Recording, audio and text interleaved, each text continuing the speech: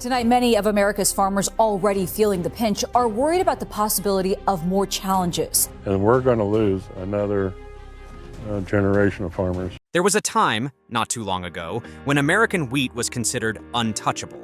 It was the staple crop of the global food economy. From Manila to Marseille, from Tijuana to Tokyo, buyers lined up not just for the quality, but for the reliability. American wheat was more than a product, it was a promise. That promise has now been broken. Today, we are not talking about a temporary slump or a seasonal disruption.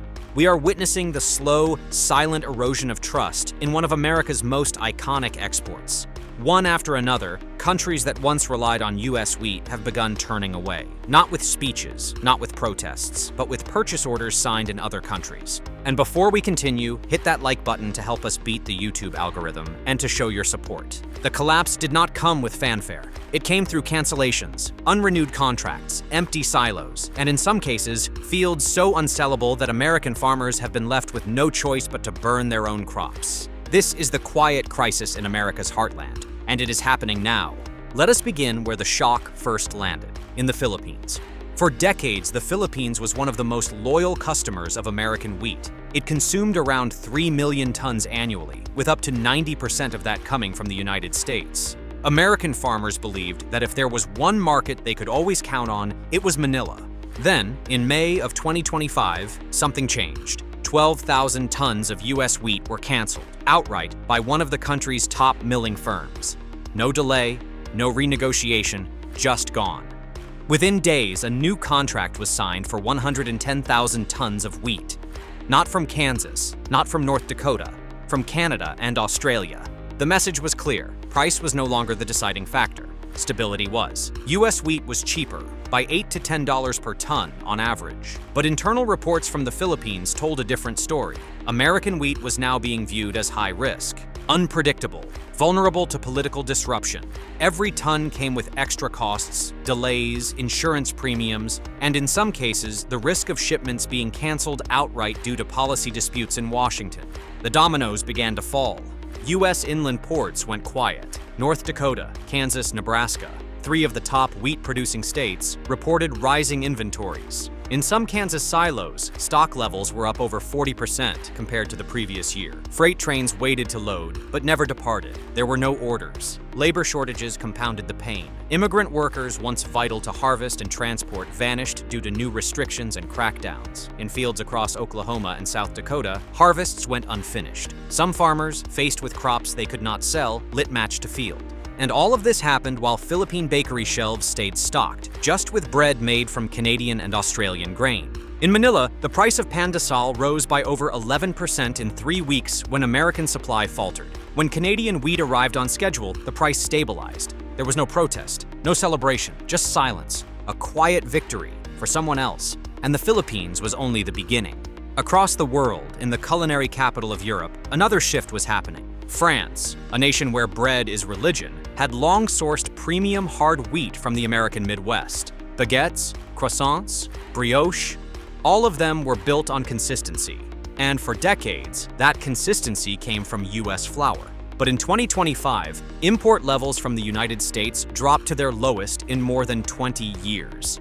Milling companies in Marseille, Rouen, and Le Havre began signing new supply agreements with Canada. Some even went back to domestic wheat, despite a rough growing season plagued by rain. Why? Because American wheat was no longer meeting the new European standards. Shipments were delayed, carbon scores were too high, chemical residue thresholds were exceeded, and more than that, importers no longer knew if the wheat would even make it through customs. One missing certificate, one change in tariff, one new congressional vote, and the shipment could be stranded.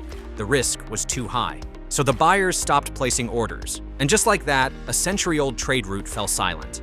In Kansas, milling co-ops began scaling back operations. Some delayed harvests, others shelved expansion plans. Thousands of tons sat idle, and farmers, many of whom had built their entire business on the French market, started asking if this was the end of the road.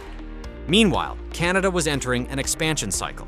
Canadian exports to the European Union rose by over 40% compared to 2024. France was leading the charge. Canadian farms were equipped with smart harvesters, automated moisture monitoring, and digitally integrated supply chains. In Saskatchewan, orders could be confirmed within hours. Precise protein content? 12-day delivery windows? No problem.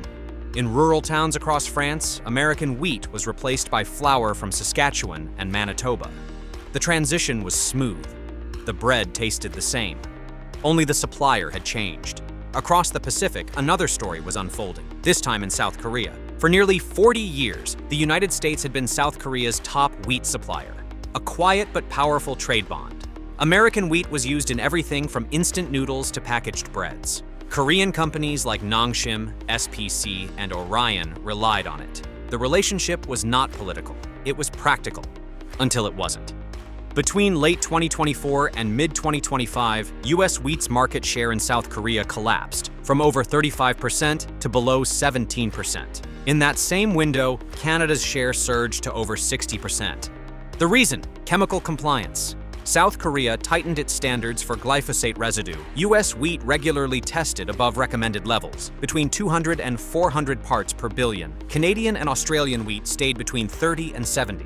For Korean importers, that meant a clear choice. One product came with extra insurance fees, testing costs, and potential rejections. The other came clean, pre-certified, and digitally traceable. By June, U.S. wheat was almost gone from Busan and Incheon ports. Canadian shipments arrived like clockwork, and in the boardrooms of Korean food manufacturers, American flour was no longer mentioned.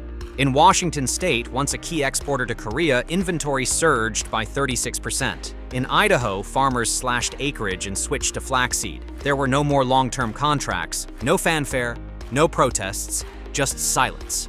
Then came the fourth blow, from Mexico. This one hurt differently, because it came from home. Mexico was not just a customer, it was a neighbor, a partner. For decades, it was one of the top 3 buyers of American wheat, over 3 million tons annually. But by mid-2025, that trust was gone.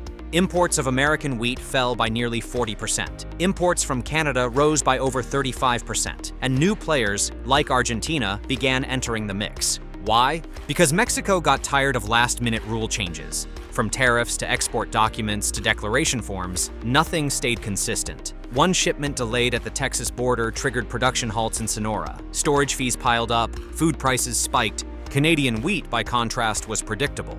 Clean paperwork, timely arrival, no surprises. And with that, Mexico quietly turned north, not to the United States, but to Canada. By the second quarter of 2025, Canadian wheat exports to Mexico had jumped 37%. In Manitoba, warehouses installed new testing lines tailored to Mexican protocols. In Arizona and Texas, blending plants closed. Farmers slashed prices by 20% just to move inventory. And still, the orders went elsewhere. And then came Italy, the land of pasta, the cathedral of durum wheat. Italy never made a speech, never issued a policy, but it made a choice. Once one of the largest importers of U.S. durum wheat, Italy gradually reduced its contracts. By 2025, Canada held 45% of Italy's wheat import share. The United States, just 15%. Why? Not because the US failed, but because Canada adapted. They built research labs, created new durum varieties with perfect elasticity, integrated inspection with real-time logistics. When an Italian pasta factory orders a shipment, they get what they asked for. Every time. For Italians, that is not just quality, that is respect. So while the US adjusted policy, Canada adjusted protein content. And it worked. From Bologna to Naples, U.S. wheat disappeared, replaced by clean, precise, consistent flour from the Canadian plains. No speeches, no trade wars, just quiet realignment. And that is the story of 2025. Not a collapse, not a revolution, a silent shift, a rearrangement of loyalty. The Philippines, France, South Korea, Mexico, Italy, all longtime customers, all now working with someone else. And they all say the same thing. This is not about price. It is about trust. Canada is not cheaper. Canada is more predictable. And in a world defined by risk, predictability is everything. What happens now? Can the United States rebuild its wheat trade empire? Only if it changes, not just price, but consistency, communication, stability. The world does not want just the best wheat. It wants the most reliable partner.